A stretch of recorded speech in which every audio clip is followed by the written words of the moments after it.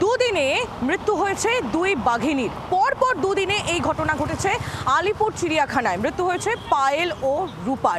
এই দুই বাঘিনীর মৃত্যুতে ইতিমধ্যে 3 সদস্যের মেডিকেল টিম গঠন করা হয়েছে। যদিও অরণ্য ভবন সূত্রে খবর যে বার্ধক্যজনিত কারণেই মৃত্যু হয়েছে এই দুই বাঘিনীর। পায়েল ছিল হলুদ কালো ডোরাকাটা, রূপার রং ছিল সাদা। 2016 সালে পায়েলকে আনা হয়েছিল উড়িষ্যার নন্দনকানন থেকে, আর 2004 সালে রূপার জন্ম হয়েছিল এখানে। রূপার বাবার নাম অনির্বাণ ও মায়ের নাম কৃষ্ণ। সোমবার এবং মঙ্গলবার 24 ঘন্টার ব্যবধানে মৃত্যু হয়েছে এই দুই বাঘিনীর। পায়েল এবং রূপার মৃত্যুর মধ্যে কোনো অস্বাভাবিকত্ব নেই বলেই দাবি করছে রাজ্যের বন দফতর এবং আলিপুর চিড়িয়াখানা কর্তৃপক্ষ। তাদের দুজনেরই বক্তব্য, পায়েল এবং রূপার যা বয়স হয়েছিল সেটা একটি বাঘিনীর জীবৎকালে সর্বোচ্চ দশা।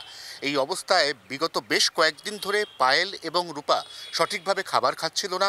এনক্লোজারের মধ্যেও তাদের খুব একটা বেশি ঘোরাঘুরি করতে দেখা যায়নি। চিড়িয়াখানার সূত্রে খবর, রূপার বয়স হয়েছিল 21 বছর, অন্যদিকে পায়েলের বয়স হয়েছিল 17 বছর।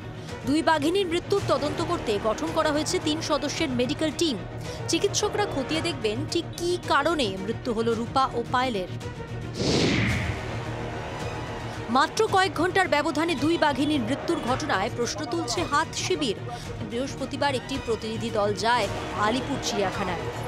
চিড়িয়াখানাটা নিয়ে তো মানে মানুষের একটা मैनेजमेंट আছে আপনাদের হাতেও, আপনারা আছেন मैनेजमेंट डायरेक्टर लोग नहीं है क्या? अभी छुट्टी है आज। क्या घूमने किया है? कल कितना बजे हुआ है? परसों हुआ है। বাঘের যে পর্যাপ্ত পরিমাণের খাদ্য, সুরক্ষা, মেডিকেল এডের ব্যবস্থা, এগুলো যে প্রয়োজন লাগে এই কর্তৃপক্ষ জানে না, এবং ভ্যানতারায় ভ্যান করে পাঠাতে ব্যস্ত পশু এই চিড়িয়াখানা কর্তৃপক্ষ। রাজ্য সরকার কখনো জমি বেচতে ব্যস্ত উল্টো দিকে। এইসব করলে কি আর পশু যারা রয়েছে এখানে তাদের ব্যবস্থা ঠিক মতন হবে? তাদের দেখভাল কি হবে? তাদের তো কম্প্রোমাইজড হচ্ছে।